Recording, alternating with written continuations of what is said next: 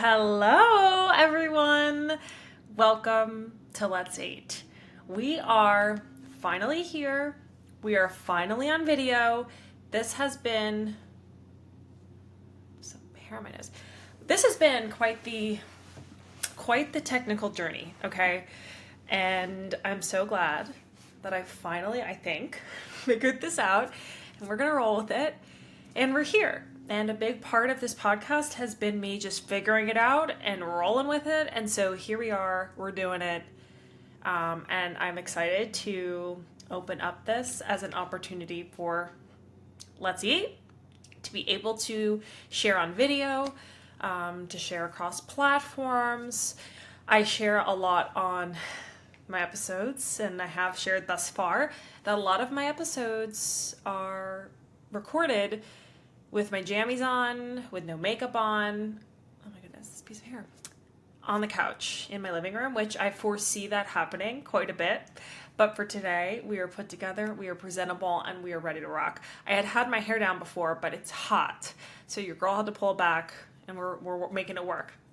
So today's episode I'm really excited for because we're talking about the 10 wellness holy grail strategies, habits, products, and so forth that have changed the game for me.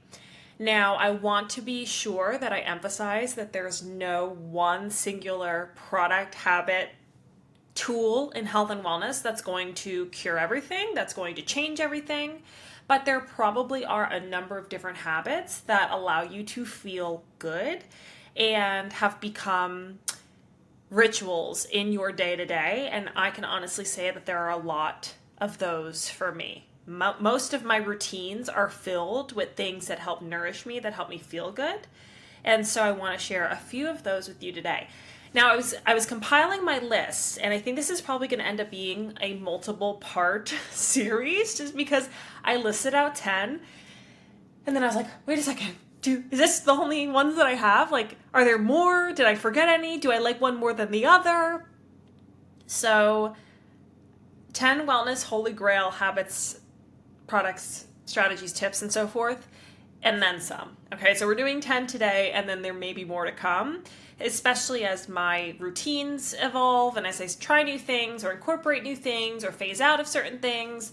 But for right now, this is what I'm going to share, and this is kind of what came to mind when I really thought, okay, what are the things that I do either on a day-to-day basis from week to week that have really transformed how I feel in an emotional and a physical capacity?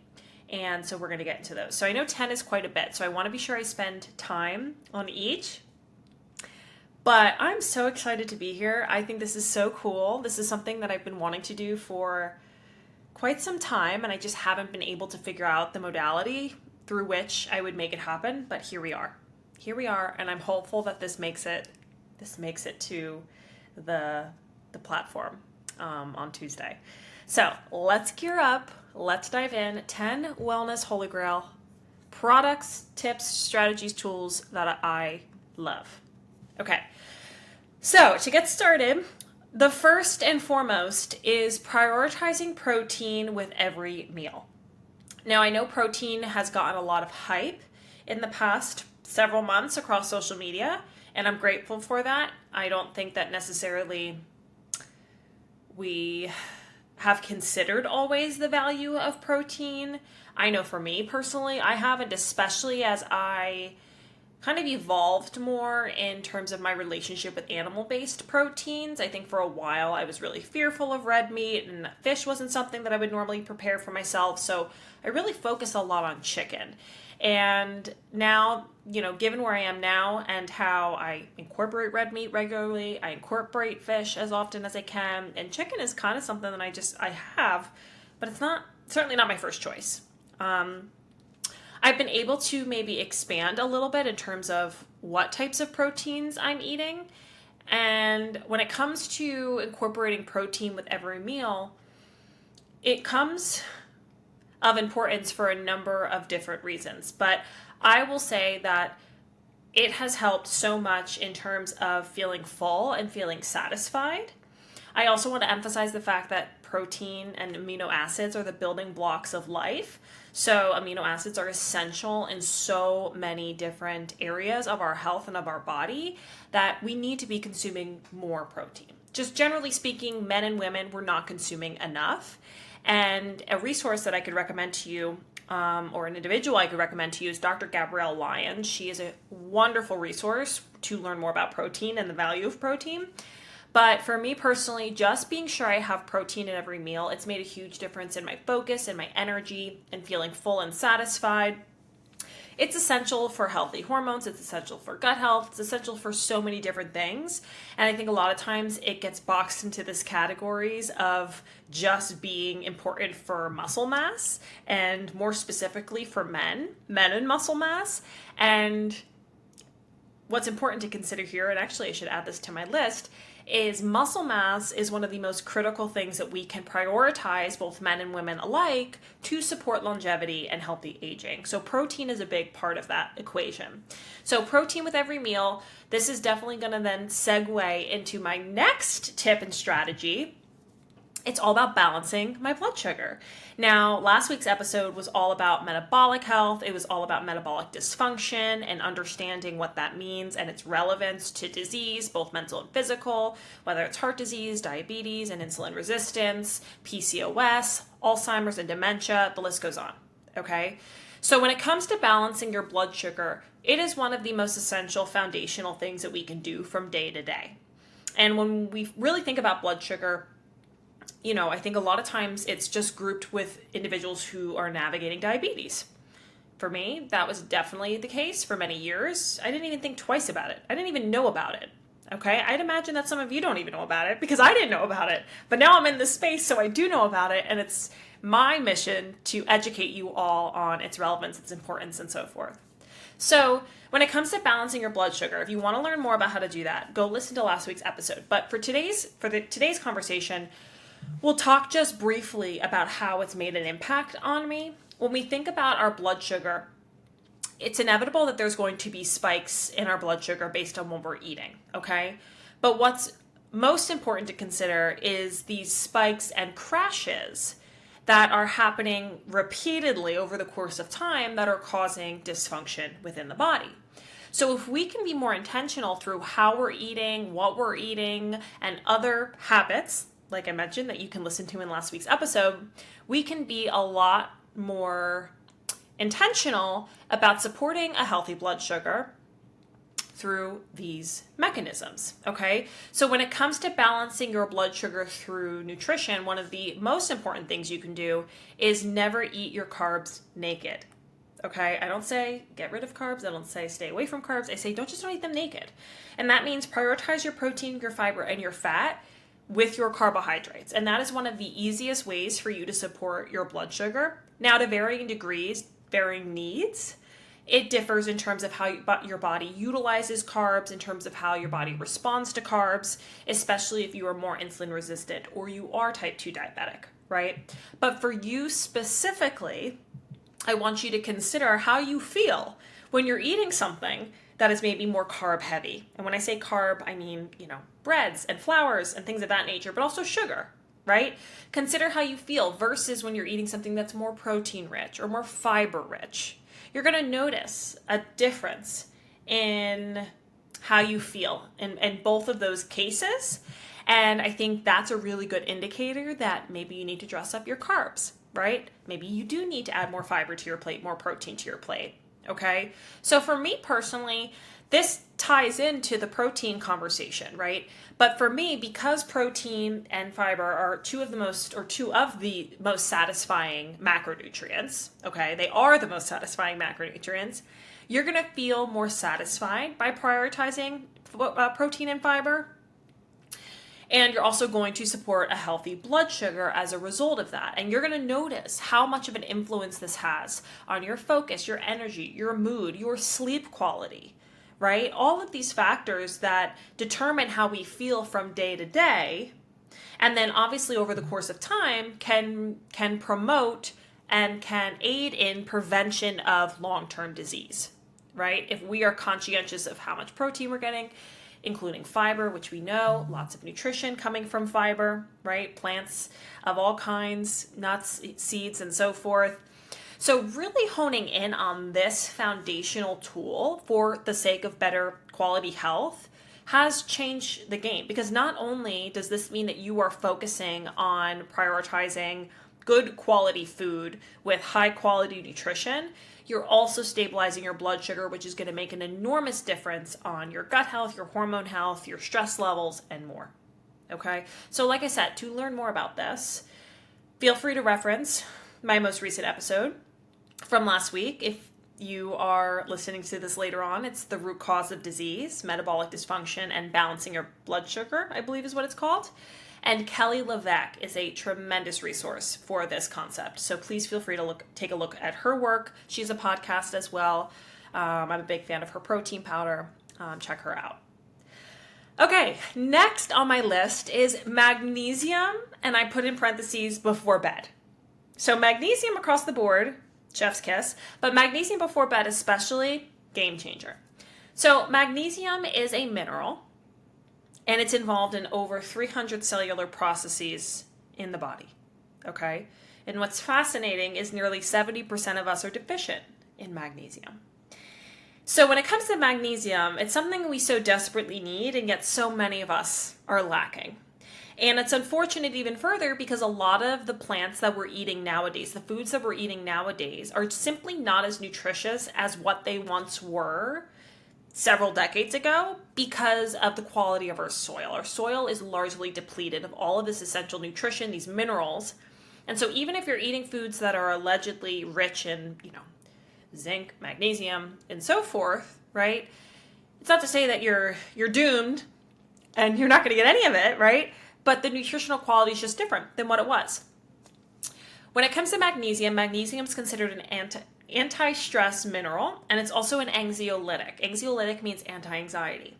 So when I was working as a therapist, this was a big thing that I would be aware of, because a lot of times deficiencies in magnesium can result in anxiety, symptoms of anxiety, and vice versa. Supplementing with magnesium can also help to manage anxiety, symptoms of anxiety.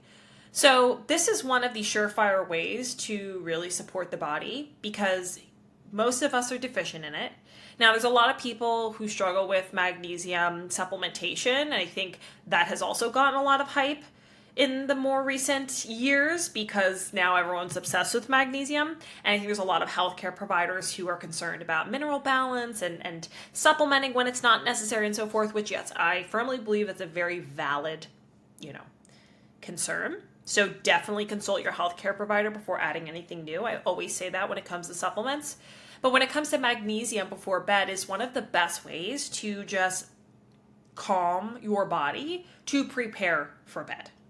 Now, I'm very much, I don't want to say anti-melatonin, but I'm very cautious when recommending melatonin because I don't think that that's the best route to take when it comes to supplementation for sleep. I think magnesium is one of the better options for that. And it's just simply going to promote calm, it's going to promote relaxation, and so forth. So magnesium before bed. I don't take it every single night. Most nights I have no trouble just getting into bed and going to sleep. But if I have trouble sleeping for whatever reason, or I'm just thrown off, or I just want to support my quality of sleep, that's something that I will incorporate. I also take magnesium regularly in the morning. I usually add it to my matcha. I will link the magnesium that I use in the show notes. If you follow me on Instagram, I am sharing it all the time. And I'm obsessed with that. And I just think, generally speaking, magnesium is just one of those nutrients that can be added in regularly that have a host of benefits. And it's really made a big difference for me. Now, there are different forms of magnesium. I recommend magnesium L-threonate or magnesium glycinate, both highly absorbable within the body. There are other forms of magnesium that might present different effects within your body. So I just want to, encourage you to exercise caution with that and really be aware of what form you're choosing. But for general suggestions, I would say magnesium L-threonate or magnesium glycinate. Those are the two forms that I would recommend. Okay, next, morning sunlight. Okay, morning sunlight is medicine. I'm just going to say it, okay? Morning sunlight is medicine. It is one of the best ways for us to support our health, because what is happening here is you are supporting your circadian rhythm.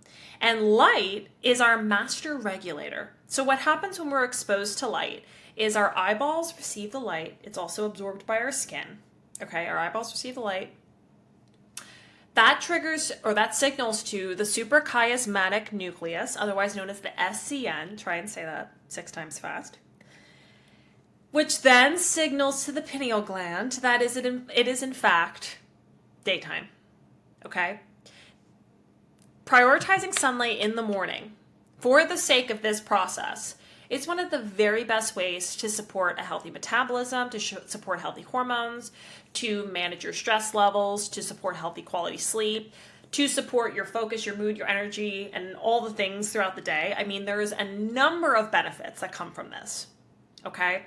So with more frequency and as often as you can, getting outside for 10 to 15 minutes in the mornings, even on cloudy days, it still is effective, and letting your sun and your eyes soak in the sun. No SPF, no sunglasses, no protection of any kind. That will help your body beyond, more than you can even imagine, okay? And this, while I'm not perfect at this, okay, this has become something that I find to be so incredibly valuable as foundational to our health. I find it's most valuable for the sake of our quality of sleep. And for the sake of our quality of sleep is, I would argue, even more important than nutrition and exercise in some regards, because quality sleep is needed to have good quality nutrition and good quality exercise, right? Nutrition and exercise are contingent upon the quality of sleep that we're getting. So if we are not getting good quality sleep, then we're going to struggle in other areas of our health too. So it's so foundational. It's like the bedrock of our health. Matt Walker, I'm going to just continue to rattle off resources for you. Matt Walker is a great resource for this, okay? Great resource for this. So morning sunlight, the more that you can give yourself a chance to step outside and be present, and I mean, habit stack that, okay? Habit stack that all day long. That is something that I do. I recommend. Go for a walk. Lou and I go outside and we get our morning sunlight. She benefits from it too. I'll do some breathing. I'll listen to a podcast. I'll listen to affirmations, right? There's a number of different things that you can kind of incorporate with the morning sunlight to make it like a full-blown morning routine, all right? Speaking of morning routines, I'm just going to slide this one in there too. My morning routine, whatever that has looked like over the course of the past couple years, has changed the game. I shared a couple different episodes all about morning routines, the 5 a.m. club. You'll have to go take a look because I do speak on this quite a bit because I love it so much. My morning routine, and I'm saying this with 100%, there's no questions asked, has changed my life. It's changed my business. It's changed how I feel. It's changed everything about my life because I've devoted time in the morning to filling my cup, to doing things that serve me, that help me, and it makes an enormous difference in the trajectory of your day. And I'm not suggesting you have to get up at 4 a.m., not suggesting you have to get up super, super early, but carving out 20 minutes of your morning, setting aside 20 minutes to read, to journal, to get morning sunlight, go for a walk, move your body, stretch, whatever the case is, I'm telling you, everything about your day will be better. Every single thing about your day will be better. And that, I think, to dedicate 20 minutes of your time to a full day of feeling good, I think that's a fair trade. I would say that's a fair trade, right? So please, I encourage you, I urge you, okay? Do something for your mind, body, and soul every single morning. Set aside the time that feels good. So much of our morning is go, go, go. It's chaotic. It's, running around with our head cut off, right? I mean, it's so stressful on our bodies, and it's so stressful and in terms of setting the tone for the day. So you can imagine what the rest of your day will look like if you are setting off on this foot of just high cortisol and stress and nervous system activation and all the things, okay? So alongside morning sunlight, I'm just webbing all of these together, okay?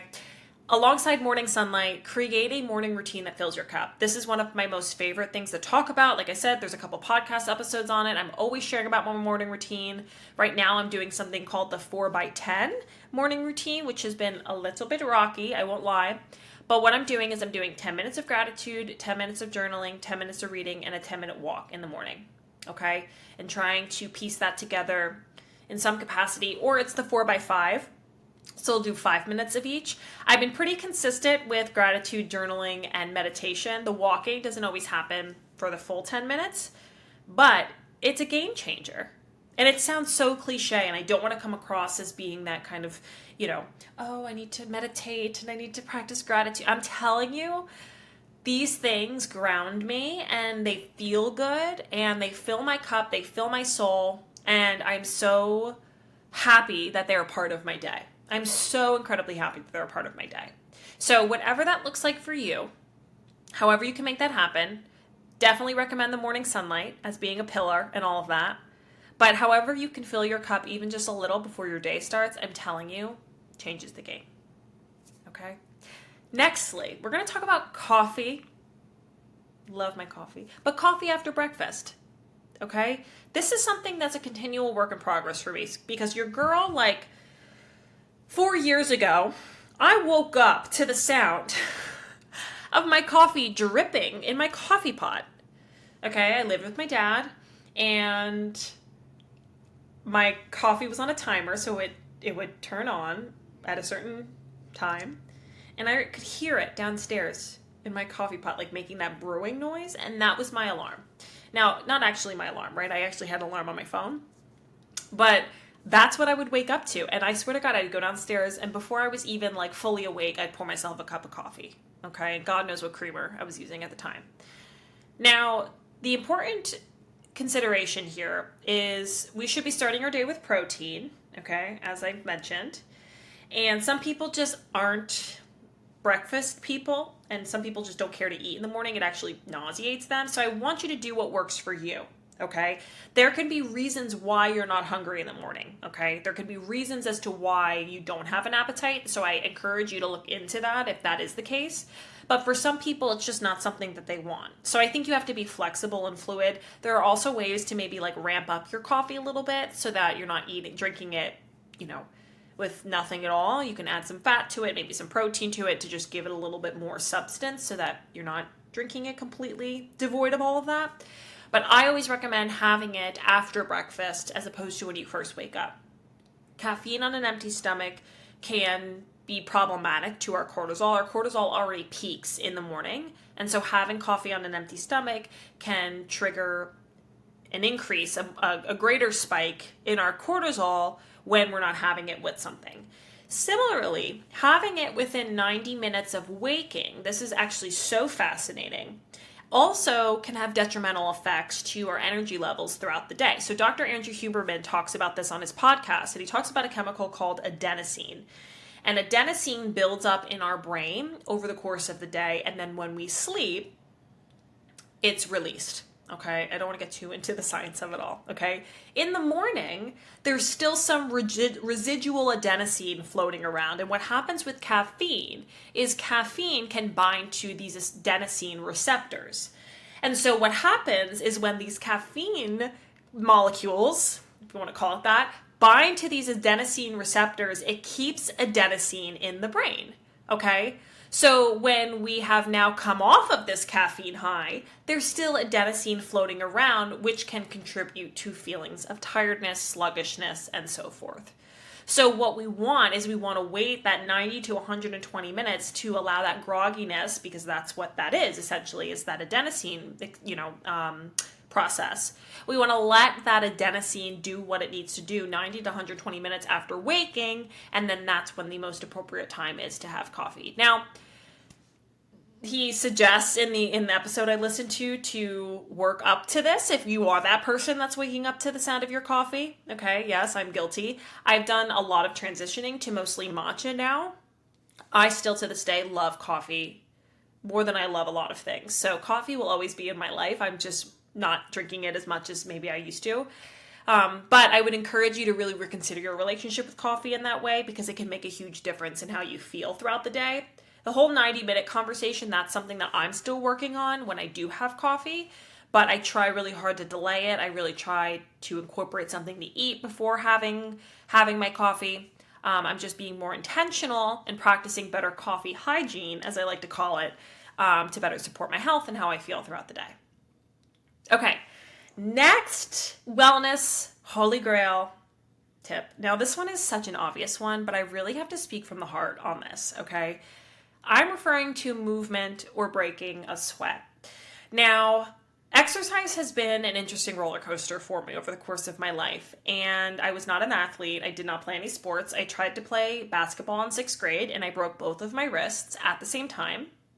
So needless to say, that was the end of my athletic career.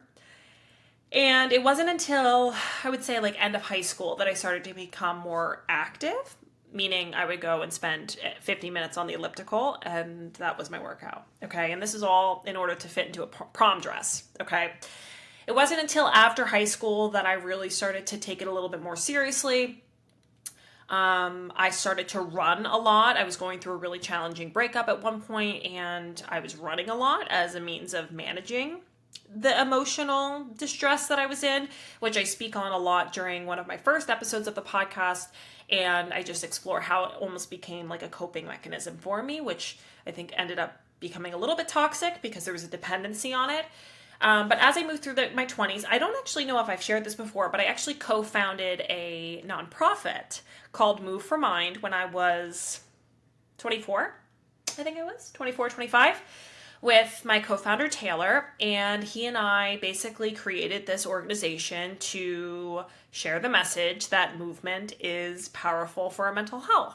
And that was our mission, was to emphasize how valuable, how powerful movement can be, because he utilized it in a certain way that was valuable for his mental health. I personally obviously had experiences too. I was in the midst of getting my master's degree as well. So that was something that he and I embarked on, and I eventually faded out of the organization. I'm still obviously a co-founder and so forth, but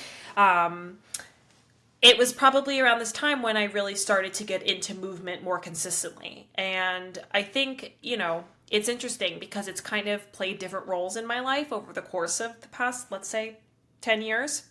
But now it has become such a staple, if not the most important part of my life, of my health, of my day.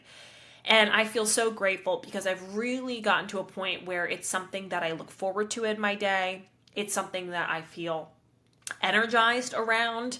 It's something that, I value so much. My body depends on it so much. I feel like I've established such a balanced relationship with it, whether it's, prioritizing rest days or choosing different types of movement on different days for, different reasons because my body's feeling a certain way.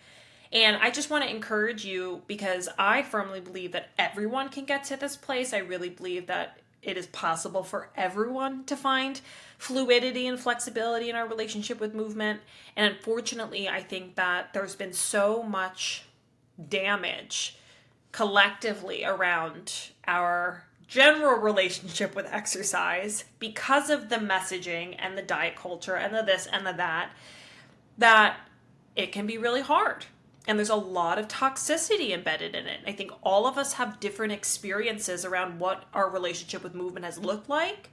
And a lot of times it's this yo-yo relationship where it's like you're, really in it and you're doing it and you're committed to it, and then you go months without it.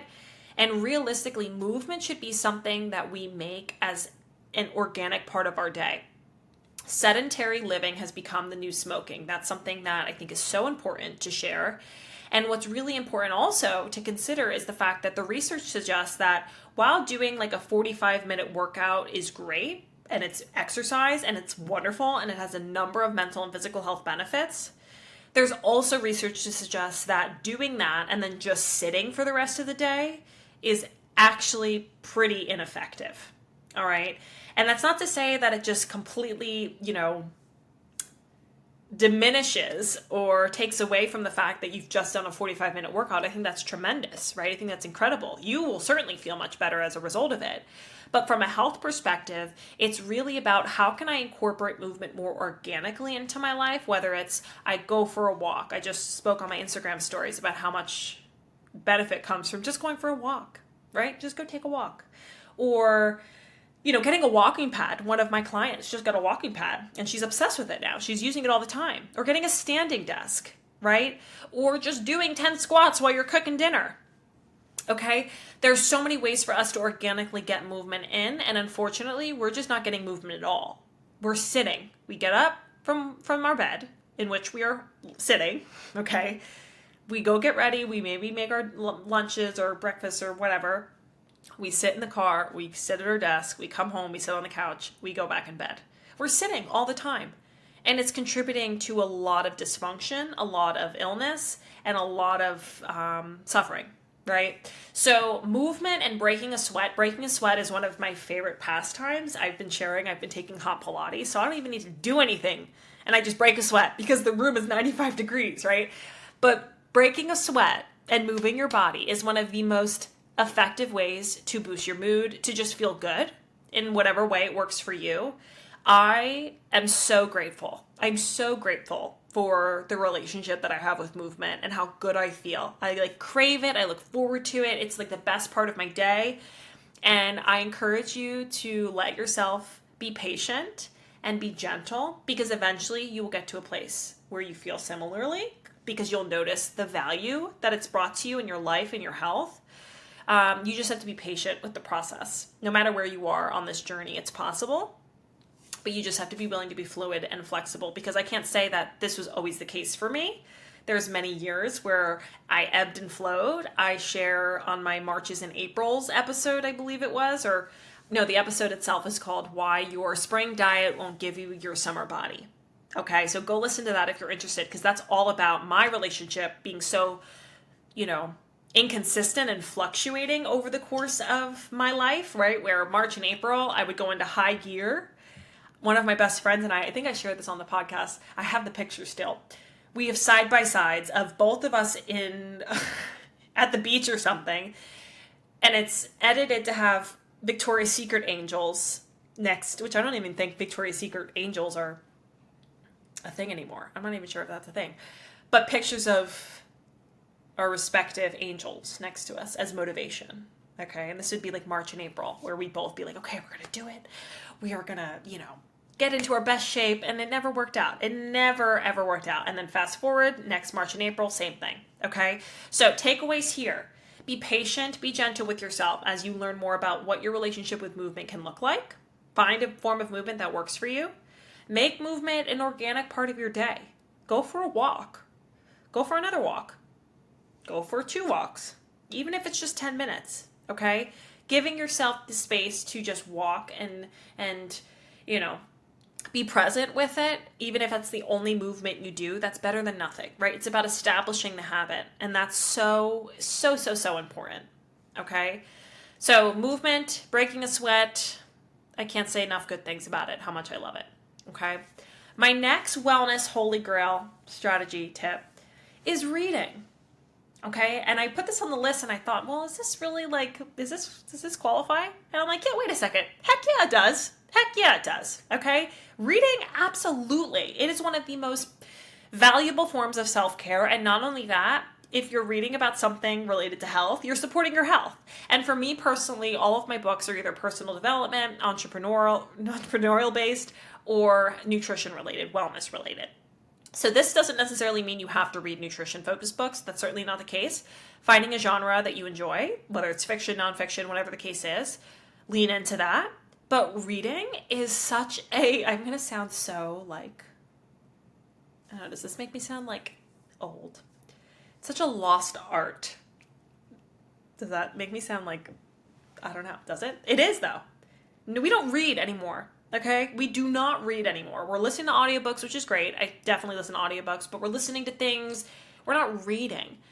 And there's nothing more, grounding and forcing you into the present moment than focusing on what the words on the screen, oh my God, words on the page are saying, right? It is an opportunity for you to disconnect. It's an opportunity for you to decompress. It's an opportunity for you to calm your nervous system. I cannot say enough good things about reading. I truthfully don't even know where my life was before what did I do? Can someone tell me what I did before reading? Because I swear to God, I don't know. And I don't even know when I started. I don't even know if somebody recommended a book to me or what it was, but all of a sudden I just started reading ferociously. And now I have like 10 books in rotation at one time. Now, I do get a little aggressive with it, and I probably start too many books and then don't end up finishing them, and clearly. But I love learning. I love reading. I love growing, and reading has become such a valuable, such a cherished and sacred form of self-care for me. And I truly qualify it as a holy grail part of my wellness. Hands down, no questions asked. I'm obsessed with it. So if this is something that maybe you've fallen away from, or maybe you've never really gotten into, give it a go. Give it a try. I feel so good when I put my phone on Do Not Disturb and I can just focus on what I'm reading and really absorb it. Because it just feels like I have a break. My phone is like attached at on my hip. And yeah, I get it. I work via my phone. Instagram is a huge part of my business, right? So I have to do that. But being able to read and disconnect, it's part of the reason why I refuse to get a Kindle. I refuse to get an iPad to read books on. Just because a hard physical copy, I could just put my phone aside, all technology aside, and just have it and read it. I like to highlight. Couldn't love something more. Okay, it falls right next to movement. Okay, so read. Next, glutathione. Okay, this was a nutrient that I was relatively unaware of for a long time. And then when I got genetic testing, I learned that your girl has trouble, with her detox pathways. So we need a little extra support in that arena. Okay, so glutathione is our body's master antioxidant, and our body produces glutathione on its own. But a lot of people are low in glutathione. I just had a functional nutrition or functional medicine practitioner on the podcast, and he said that the most common deficiencies that he sees, which this episode was released a couple weeks ago, I believe. Yes. I was thinking I was giving you like a spoiler or something, but this episode has been released, so you can go listen to that. Dr. Tony Blasco is my guest. But glutathione and omega-3s are two of the lowest levels that he sees in people. And so when it comes to glutathione, there are a number of ways you can boost it through what you're eating and doing. But I take it supplementally in the liposomal form, and it's really just become something that I find to be as a staple supplement in my daily routine. Now, as always, you want to consult your healthcare provider to determine if it's right for you or someone who's qualified. But it's supportive of, preventing premature aging, which your girl is turning 30 in a couple months. So any little bit of help she can get, I'm going to do it. It supports a healthy gut health, which we know our gut health is the key to health, which gut health should have been on this list of just what is a holy grail wellness strategy. Gut health. That's it. Nothing else, just gut health. But anyways, and liver health. Huge. Master antioxidant. That's a pretty hefty title. Antioxidant fights free radical damage, right? Antioxidant is fighting free radical damage, which creates oxidative stress. And oxidative stress results in disease. Okay, so the more that we can support that, I'm also more susceptible to oxidative stress based on my genetics. Your girl is she's just got all sorts of things going on. So I am ultra conscientious of this, and so glutathione has become a staple in my routine. So I will link 2 brands that I like in the show notes, and you can check them out if you're interested.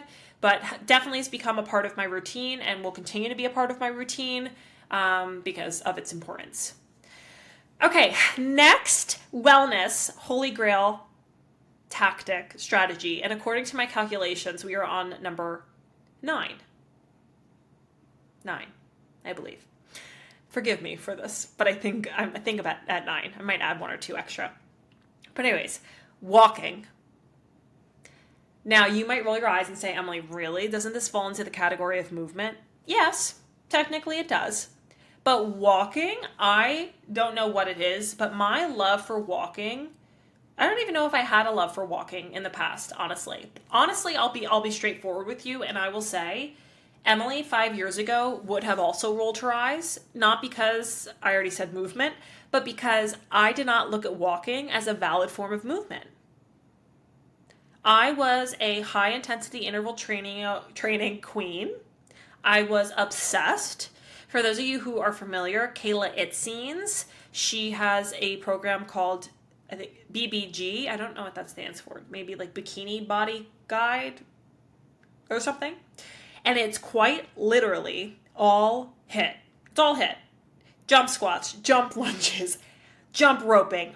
It is all HIIT. And what you do is you do 7 minutes of one circuit, and then you do 7 minutes of a second circuit, and then you repeat it again. So it's a 28-minute workout, and you just set a timer for 7 minutes, and you just repeat the circuit of like 4 exercises, but it's all jumping. I swear to God, my knees are eternally ruined from those workouts because your girl was doing so much HIIT. HIIT is so stressful on the body. It is so stressful, as is running, as is all of these higher impact exercises, right? CrossFit, things of that nature. That's really going to put a lot of impact on your physical being, and it's also just a lot of stress on the body. Now, all exercise is stress. All exercise causes stress, okay? Because it's impact on your body. You're forcing your body to do something. You're forcing your muscles to work. So yes, that's stressful, okay? But you also take time to recover, right? And that's the balance. You induce stress on the body, you break down your muscles, right? Your muscles atrophy, and then the recovery time thereafter is when your muscles and your body rebuild. So when I was first really getting into movement, I would not justify a workout unless it was like high intensity. My heart rate was through the roof. I was sweating profusely and I was huffing and puffing.